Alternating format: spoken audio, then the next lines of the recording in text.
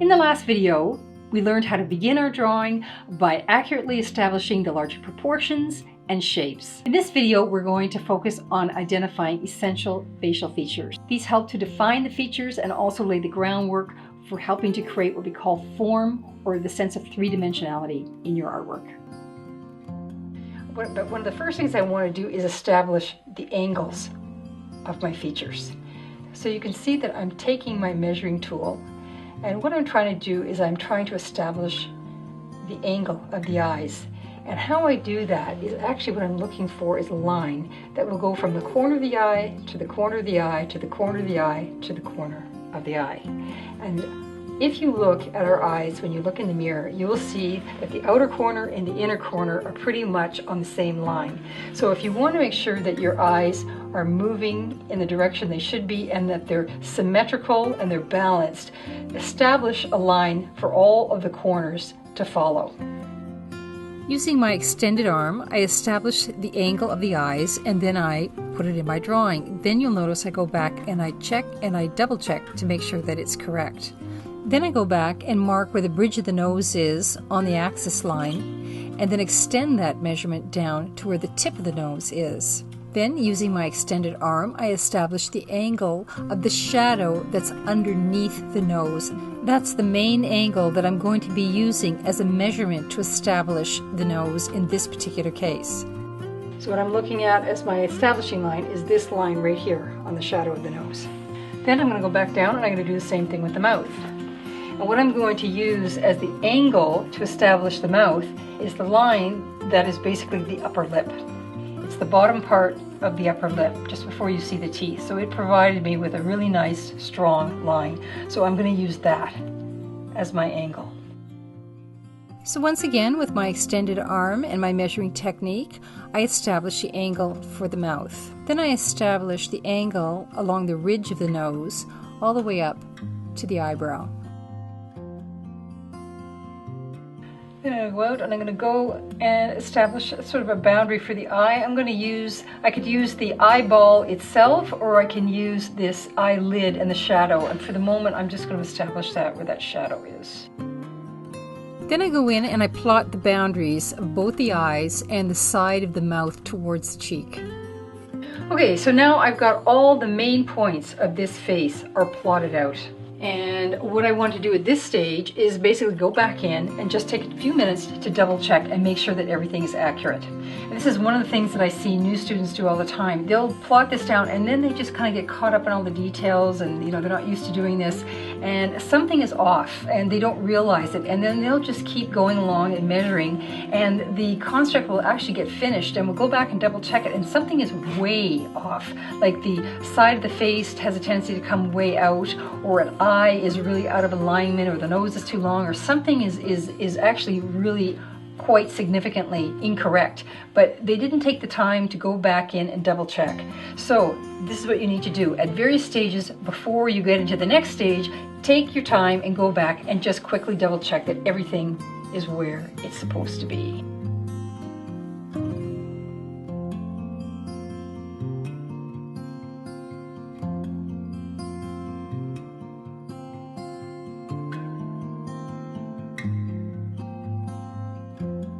Okay, so now we're ready to go in and start working with the features on the face. So I'm going to measure this part of the eye right here.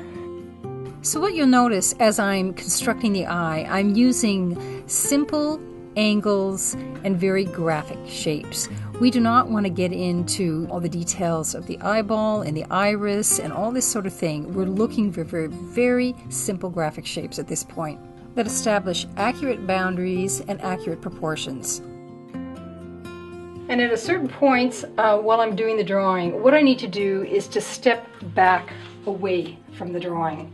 We can't be working with our nose up to the drawing all the time. We need to make marks and then on a regular basis, step back 6 or 8 feet and take a hard look at what it is that we're drawing. It's the only way that we can really get a sense of whether something is really accurate or not.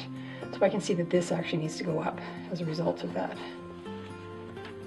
What you're doing is literally just gaining a perspective, because that's exactly what's happening. You're stepping back away from something and that you're not so close to it that you can actually see it in the totality. that. And I can also see that this, so this goes up, and I can see that this needs to come like that as well. So I'm not trying to get it perfect, I'm just trying to plot it all. That's what these are. These are plotting lines.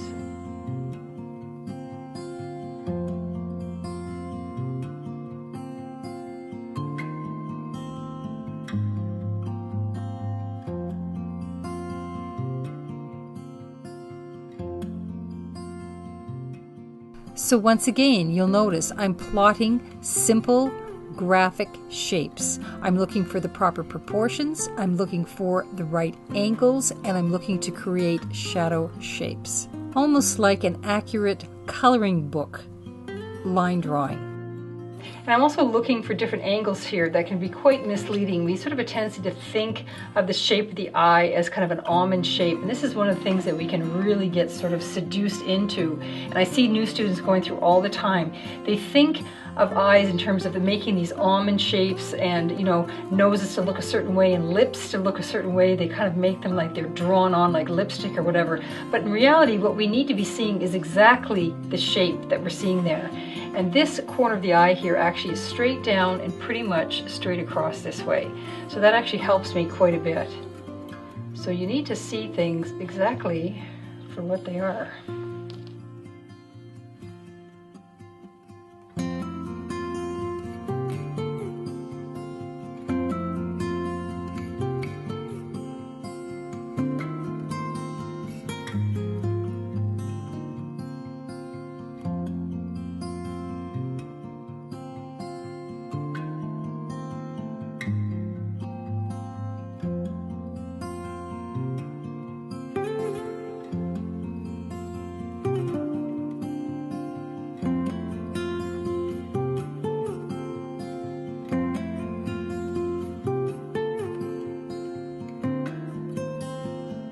So now I'm going to continue to develop the interior shapes and the features of the face. And you'll notice as I'm doing it, sometimes it looks like I'm creating a feature such as the eyes or whatever, but for the most part, you'll notice what I'm creating are actually shapes. And I want you to take a look at these. Like for instance, the nose that I'm about to start doing now, it has this kind of shadow shape. And this is what we're creating, are these shadow shapes. But if we start to look at these in a kind of an abstract fashion, see them as something other than a nose. Like for instance, this shape I see like the head of a bird kind of arcing around. And sort of the long neck and a kind of a head that's going like this. This one here around the eye is like a claw coming around. And then looking at the mouth, it's not so much like a set of lips. It'll actually be a series of shapes that make up the mouth and then blend into the shadow shapes of the rest of the face. So it's learning to look at things objectively and not get caught up in the thing and imposing our preconceived perceptions of what those things are. I want you to just watch how I'm measuring and to learn to see these things a little differently than what you're used to seeing them in terms of the features of a face. By learning to see things more objectively as objects or shapes rather than features, it allows us to actually see things more accurately. This is a bit of a difficult learning curve for students. They generally will impose their idea of what a feature is, what a mouth looks like, or they think a nose looks like. But try very hard to try and see them as abstract shapes. And if you need help, go in and use your black mirror. It will help you with that whole process.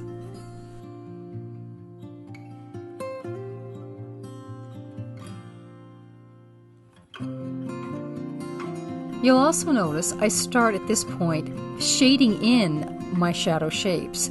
Once I'm able to start creating them as a unit unto themselves, I want to start breaking up my lights and my darks, and it will help me develop the rest of the image. It will help me see proportions, angles, a whole bunch of other things, but mostly how these shapes relate to each other and the space and the distance between them.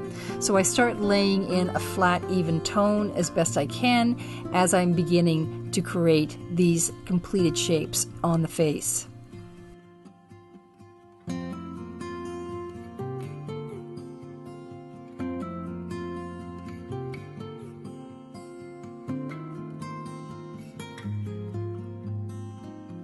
I go in to establish a few lines in order to position the ear properly, and also a few of the shapes of the highlight of the earring and the general proportion of the earring as well, without getting into too many details.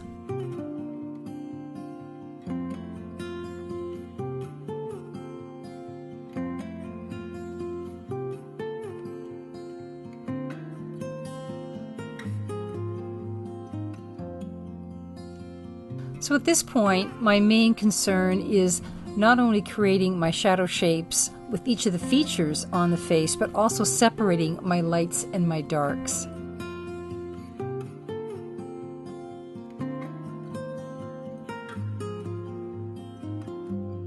So as I'm developing these shapes inside the face, you can see that I'm going in, I'm looking for all these areas that act as landmarks. So I'm going to use the intersection where the nose and the axis line hit in order to measure actually where the bottom of the lip goes.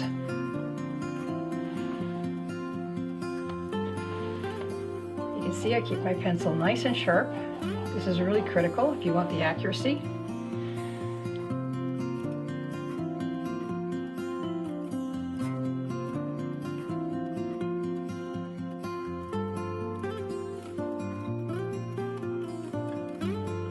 So you can see as I'm working my way down the face across each one of the features, it doesn't matter if we're dealing with the head as a whole or each of the smaller features inside of it, the process is always the same.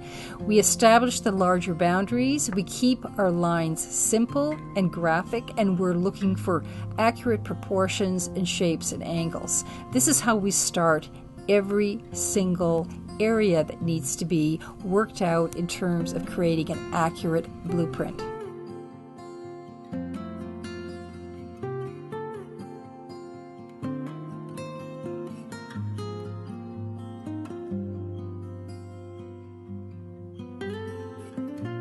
So one of the things we also have to be aware of when we're trying to create our shapes in these areas here is not only the measurements of things and trying to see these sort of abstract shapes to make up the shape in order to help us see them, but also one of the key factors that we can look at is the negative shape. Like for instance, the way this shape here around the nose and the lips and the chin, if you begin to look at that shape, the white shape, as well as the dark shape, you can then begin to gauge how well you're doing here. For instance, the space between the edge of the face. So you could stand back and you could start to get a sense. So what I get is that this is a little wide for me right here. I need to bring it in just a tad to have it a little more accurate. So this probably can come a little bit like this. This can come in, and this can come in a bit too. Just a little bit, so that I can have a more accurate sense of these shapes in here, and it will help me to gauge the shape of things, particularly this really tricky area in here, which is the lip.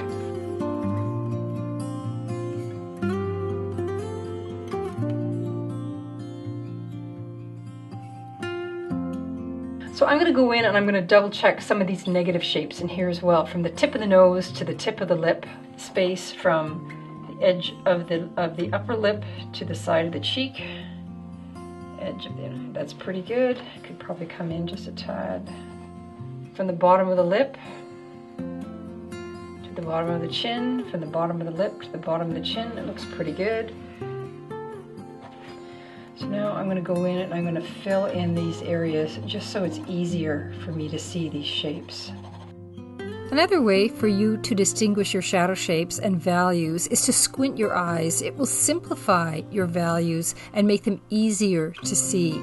We'll get into this in more detail when we're dealing with values, but right now it will actually help you to create and accurately get your shadow shapes. So now I'm going to go in and start to work out some of these more peripheral shapes in the clothing and in her scarf. So now that I have the face basically plotted out, I'm now going to go in and start to work with the shadow shapes as they work their way up through the scarf and across her shoulder. So once we have all our shapes and angles and the whole drawing basically plotted out in its entirety, we'll then go back in and begin to refine the drawing even further to establish absolute accuracy before we move into the finished drawing.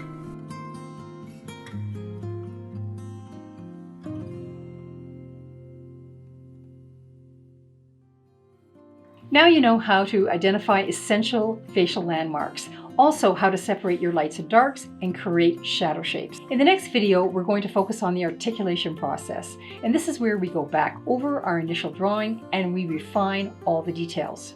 This is a very important step, as this is where you will really hone your observational skills. And if you would like to explore more advanced techniques and gain the skills to draw beautiful and realistic portraits, you can.